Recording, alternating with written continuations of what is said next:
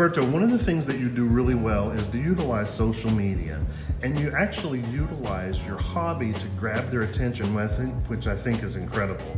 How are you reaching the target market, and which market are you trying to reach by utilizing your hobbies and other things? Well, we have to think of Instagram and social media as a very young platform. We have to be honest that it's just mostly the young crowd being in it all the time. We probably as adults go like once, twice a day, but they are going into these platforms like sometimes 17 times a day.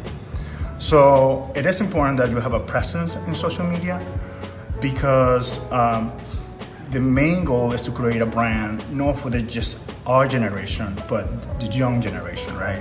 And the young generation is the one in the social media. So in order to create something that is long-lasting, right? We had to kind of influence the youth, and also by showcasing both parts, not only just the selling part, which is what you do, but also showcasing who you are as a person, because it is important that people don't stereotype people when they are florists or when they are doctors or when they're lawyers. We have multifaceted lives. So once we incorporate that into like I have into my social media, I reach out to more people, because not only the people that love flowers are seeing me, but also the people that likes fitness, and they like yoga, and they like spirituality, and they like to travel. So it just creates a bigger platform for you. How do you feel that social media is going to change in the future? It's changed a lot very quickly over the last few years.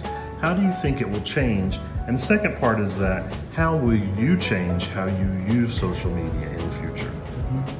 I think we are moving towards an era that has, we're gonna go virtual. I think I already seen, plans of this happening. We are basically going to be walking into Target, let's say, virtually, and grabbing our stuff and putting it in our car.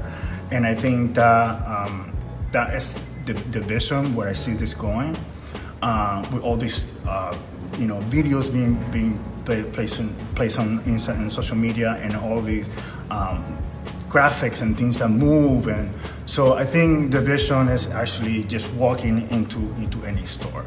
For me, it is important to create a brand because I want people to walk into my store, and to have a personal space into what is going to be your store and who you are. I think it's important that we grasp into all of that.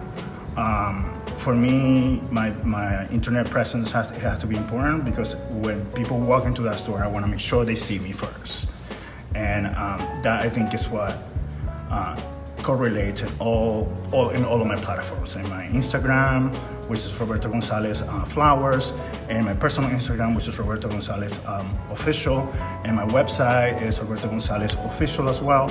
And the first thing you see is me, because people buy from other people. They don't buy from an arrangement. People want to see your face, people want to talk to you, because people relate to people. And in order for us to relate to people, we have to be present in these platforms. What would you recommend to other florists that may not have a eye-catching hobby such as bodybuilding or healthy eating, spirituality? I know you're a very spiritual person as well.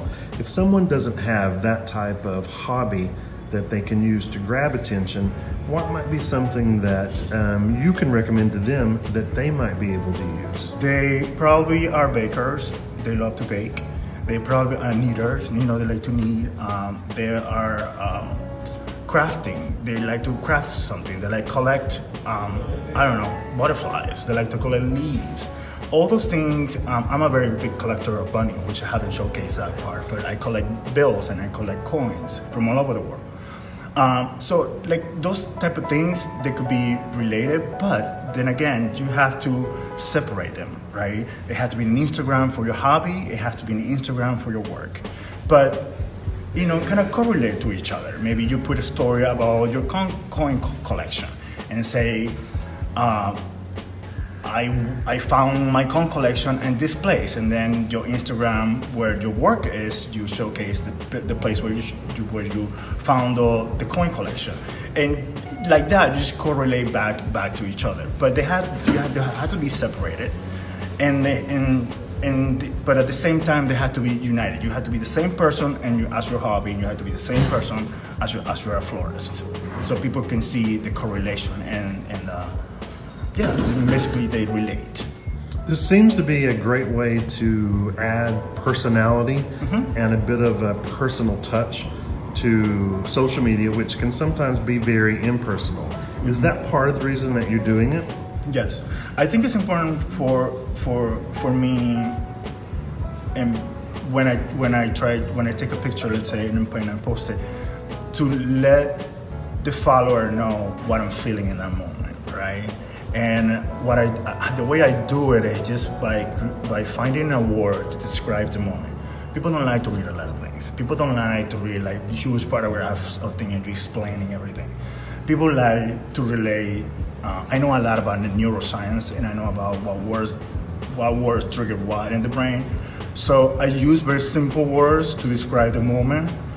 For example, I have a video of me walking in a beach, and my feet are touching the water, and that feeling right there, it was beautiful. And all I said in the post was like, this feeling, this moment, though, be that, and that's all it was. But you could see the water splashing in my feet and the sun hitting the water. It was a beautiful moment. But sometimes we tend to forget that those are moments that people need to see. And they're so simple for us that was often in time we just don't pay attention to them. But I pay attention to every single detail of my life. Bodybuilding and flowers, two completely different aspects, and you really rarely see those two connected. How did you get from one to the other? Well, when I was 14. I started going to the gym before I even had a job. By the time I had a job, I was really in great shape. And they became both part of my life. They were part of my routine, my everyday life. So I would go to work and I would go to the gym. And since I'm 14, I've been doing that. Then I became a model, fitness model, and a male model. So that kind of relate to fashion, which is related to flowers, which that's, I love clothes, I love fashion. But I think the modeling and the bodybuilding kind of helped me into creating beautiful things. Another thing I want to make a point that both professions relate to each other. In floral design, we had to work with balance, we had to work with symmetry, we had to work with proportions, and that's how I see my body. My body, also in bodybuilding, you're judged in proportions, you're judged on symmetry, on aesthetics. So all those things are ways that I see my life in all aspects. I see it in my personal life, I see it in my fitness life, and I see it in my work life. Thank you for explaining that. It makes perfect sense now. What do you find most enjoyable about working with flowers? Oh God, the options. So many growers growing so many beautiful things. The most enjoyable part of the design is the color. I'm very good with color. I love color. So when I pick flowers, I pick them because of the color and what the color does for my eye, and how I feel with the color. It's very important that I feel something. It tells me something before I put it into an arrangement, or take away some sort of feel. Sometimes whites tend to do that. They take away the harshness of an arrangement. So I use color to create a feel for an arrangement. Roberto, looking at this photo of some of your creation, your beautiful artwork. Thank you. I love the way that you have used contrasting colors of yellow and blue. but then also you've embedded rich wine colors and hot pinks.